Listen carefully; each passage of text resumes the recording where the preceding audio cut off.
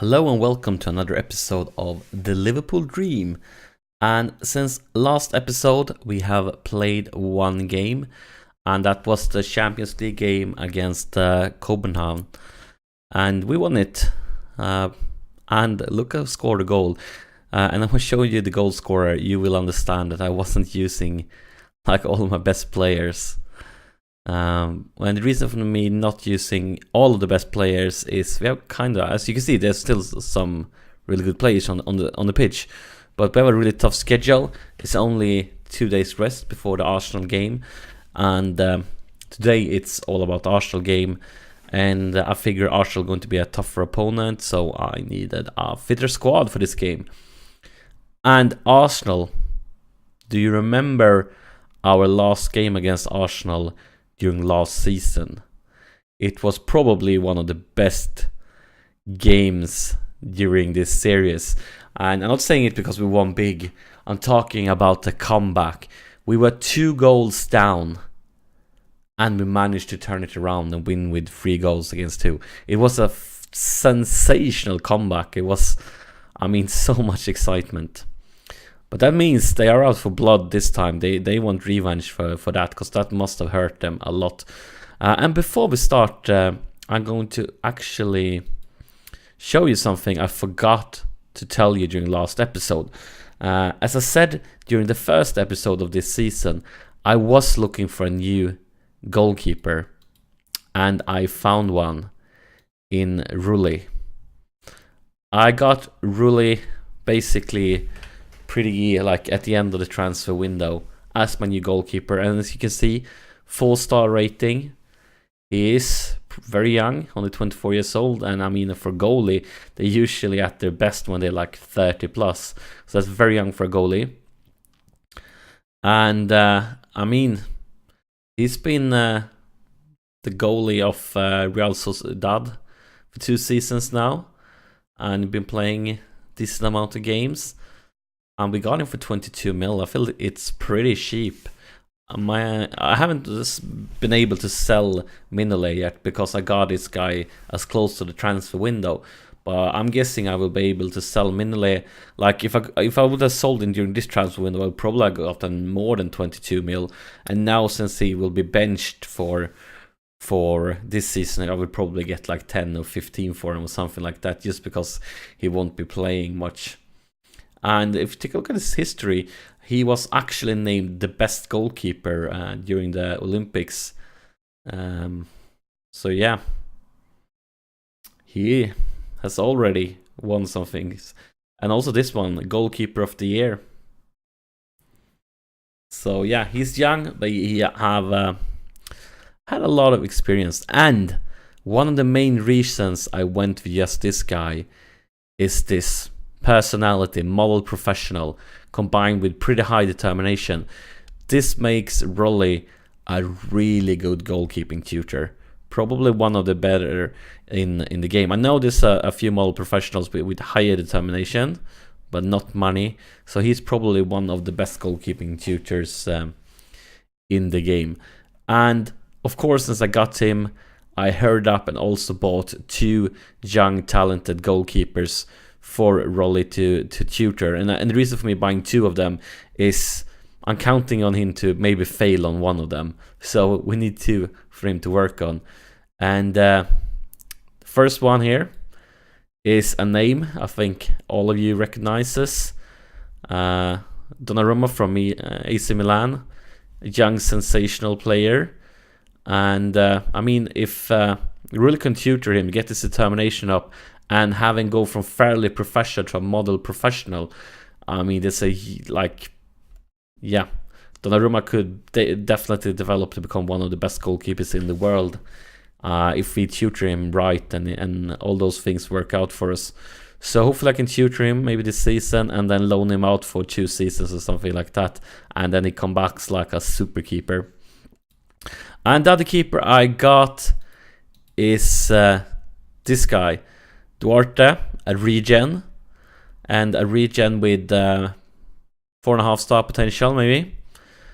And he's already getting tutored by Rulli. And actually when we started this tutoring, he's he was fairly professional, and just like in a few weeks, I think he's gone from fairly professional to professionals. That's a change really quickly. So I'm definitely in a good hope for him to become a model professional. So yeah, and of course his stats is far away from the other young goalkeeper, but he is younger, and hopefully can develop good tutored right and things like that. So yeah, we are developing young goalkeepers now, and we have a new goalkeeper. But it's time for the Arsenal game, and we have a few tired players, and that's because only 2 days rest. You can see here there's a lot of tired players that's not starting because of it, but we are starting with both Sacco and Moreno. That's a bit tired, but didn't have many options there.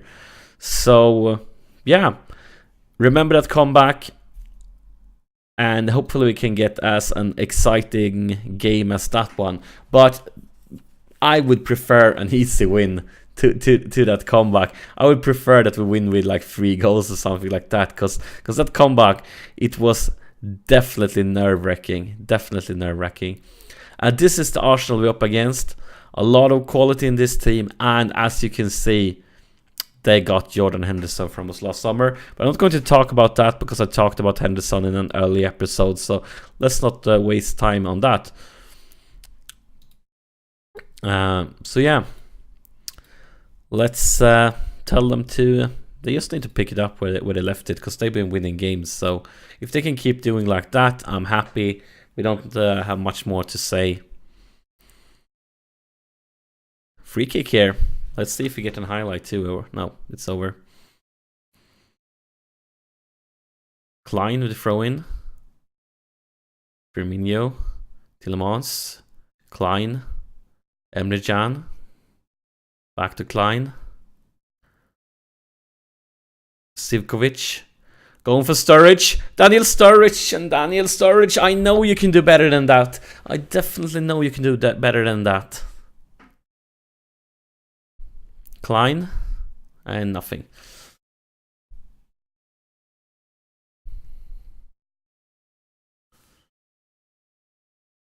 Oh yeah, Daniel Sturridge, he could definitely have done better than that.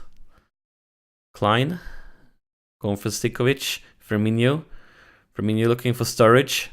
Sturridge to continue, and another decent chance, but not good enough.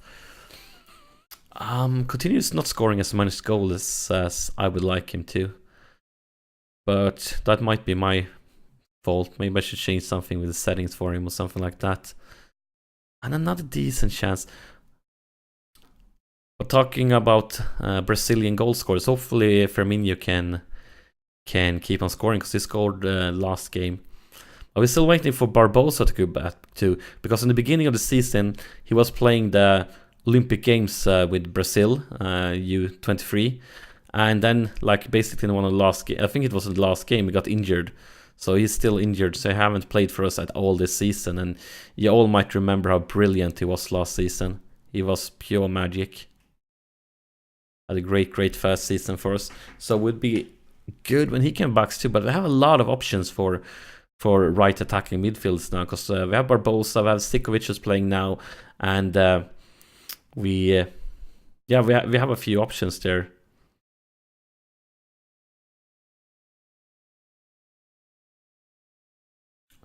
And also we have a bunch of young attacking midfielders getting tutored and loaned out that will fight for positions. And obviously we have Markovic too, who's been starting most of the games this season. So many options for right attacking, and so few for the left side. It's basically Coutinho, and then Ibe is not developing very well. I was hoping for more from Ibe. I tried to tutor him, I didn't manage to tutor him, and it's not developing that good. So we're probably going to need to sell him pretty soon in a season or so. But we need some replacement, because as you can see here, it's basically only Coutinho on that side, and that's definitely a weak spot, especially when Coutinho is injured. And I want you to step it up. I know you can do better, so let's show that you're in the second half, guys. I mean, compared to the last game against Arsenal, by this time there'd already been 2 goals and there were 3 more coming. And don't looks like we're going to reach 5 goals in this game. Definitely not. But who knows? This is football. Everything can happen.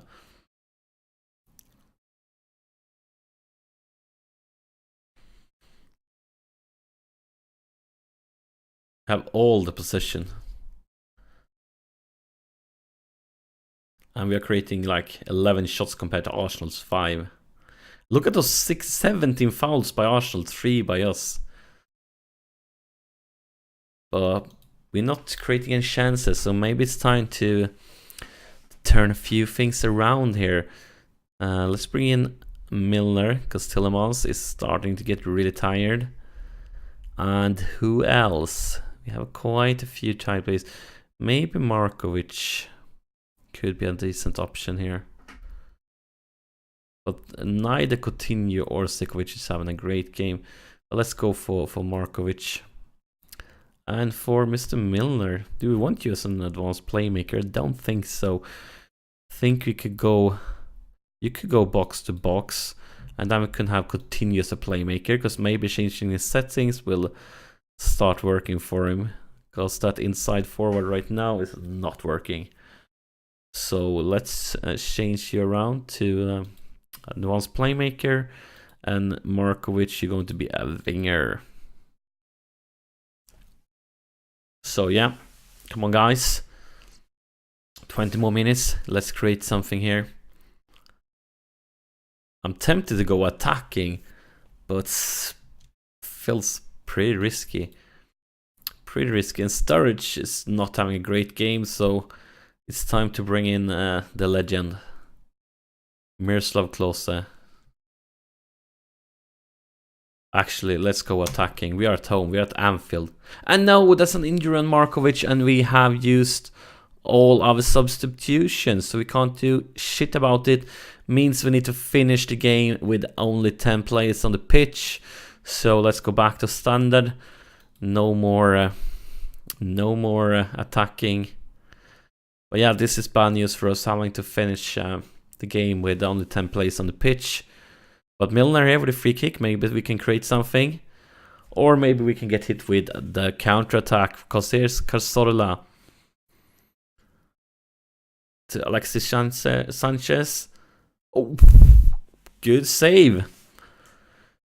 Got really worried there, because that was a great chance for them. Really good one. And I guess it's going to end now, because the ref will blow the whistle. Yeah, there it is.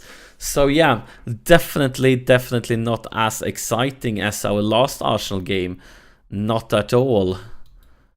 But yeah, at least we got a point. Because Arsenal is definitely the best team we've been up to against this far this season. But still, we were playing at home. And if we want to compete at the top of the table, we need to be winning the at-home games against the better team, because we're most likely going to lose a few when we play them away. But yeah, that's it for this episode, guys. We're still topping the league table, but we will probably be passed by Chelsea and United when they catch us when it comes to the games. And let's see, Markovic is going to be... Oh, Markovic is going to be out for 1.5 months. And if you take a look at the schedule, we're not going to... Next game will definitely be away against Man United. So yeah, next episode, Liverpool versus Man United. And it's going to be a rough away game at Old Trafford. But hopefully we can do well.